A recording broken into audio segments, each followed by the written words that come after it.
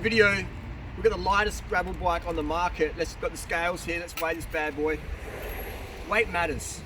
You don't want the super light because if it's gravel bike or mountain bike, it's going to crack when you crash it or hit a big rock. Natasha, if you could move in here and get a zoom in here. That way. 7.93. 7.93. All right, we'll get a wide angle zoom lens there.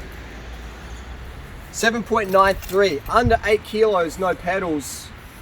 This is the Mawson Pragma, a high-end gravel bike, which I believe gravel bikes should weigh as much as a World Cup CX bike, for sure.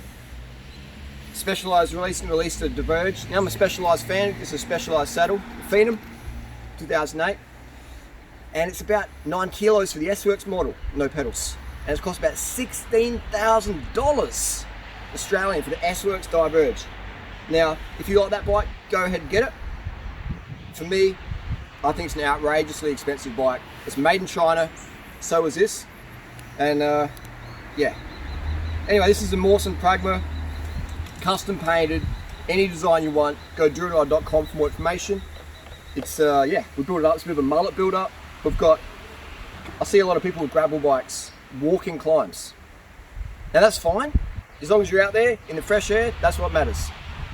But I think if you've bought an expensive bike and you have to walk up the hill because your gears are too hard, I don't know. For me, that's like, not in 2020. Maybe in 1990, okay. We're on the Specialized rock combo and we'll walk up the climbs because the gears are too hard. But on this, we have a 22 inner ring and a 40 on the rear. So that's plus 18 gearing. The Specialized Diverge S-Works is a 42 with a 50. That's only plus 8.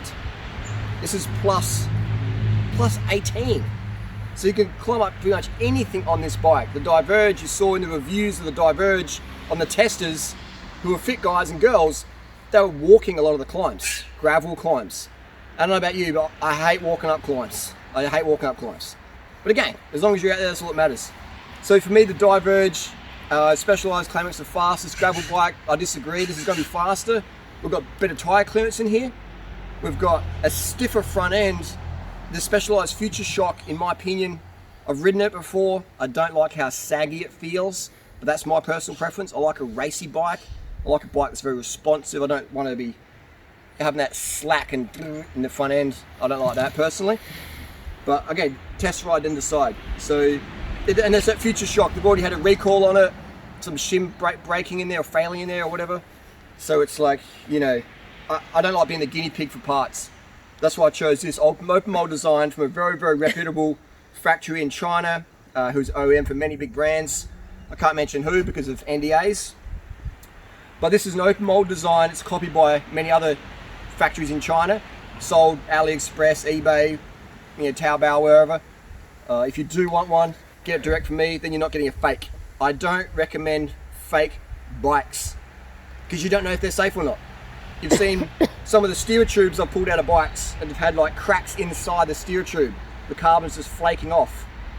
That's not safe. That's cheap, but it's not safe. I don't want a $100 bike or $1,000 bike that's got flaking carbon inside. I don't want that. So if you want a genuine, reliable, safe carbon gravel bike that doesn't cost you a kidney, like the $6,000 S-Works frame, then go Durianrider.com, check it out. And I hate to be salesy, but I guess you've got to be in today's world where people are just getting, you know, marketing hype. Why would you pay more than $1,000 USD for a frame? Why? I don't know. It's in 2020 you don't have to, and it's not even going to be custom painted. Most of the frames from these big brands. So what else can I say? It's the end of an era where you have to. I would never buy a brand name bike ever again. You know why? Oh, you're going to get better quality control, Harley. Really? Well, how come so many recalls from big brands?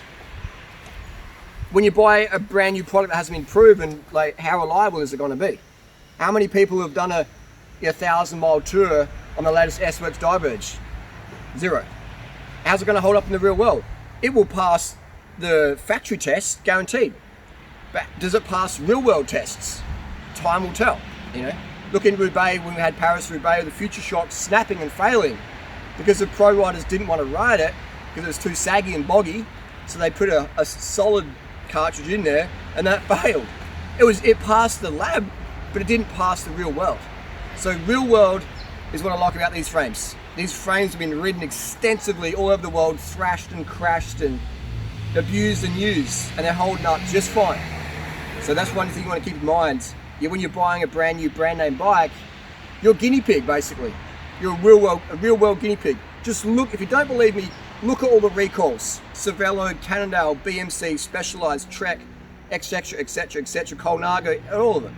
They're all coming out of China as well. Made in China, shipped to Taiwan for painting assembly, shipped to the US, etc. Made in China, just like your $10,000 bike is. Made in China. So a lot of people don't understand that fact. And I'm not here to compete with the big brands. I can't, I don't want to. I live a very simple life. I'm just here to offer an incredible product for people who appreciate that. I'm not trying to be a millionaire here. I wouldn't want to be. The stress and all that stuff, don't want it.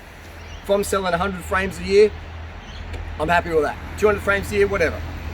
1 frame a year, whatever. This isn't a business venture here. I'm not trying to buy a Porsche for my proceeds. All I'm here is just to provide incredible value, as I always have. So if you're looking for a custom painted gravel bike with proper tire clearance, full adventure mounts, can fit a mountain bike crankset, isn't, if you snap the fork in a crash, isn't going to cost you $800 for the fork. I can ship one of these anywhere in the world for you for a couple $100, maybe less, and painted as well. Good luck getting your Specialized fork or your Cannondale or whatever painted again. So, not being harsh on these brands, just giving people the heads up. Give you all the ingredients, all the options, and you can decide. Do I want to spend $10,000 on a brand new gravel bike that's already built up, ready to roll? Go ahead, do that. Do I want to have a custom bike where I hand select all the parts, etc., gear ratios, tires, and don't pay an arm and a leg? Here you go.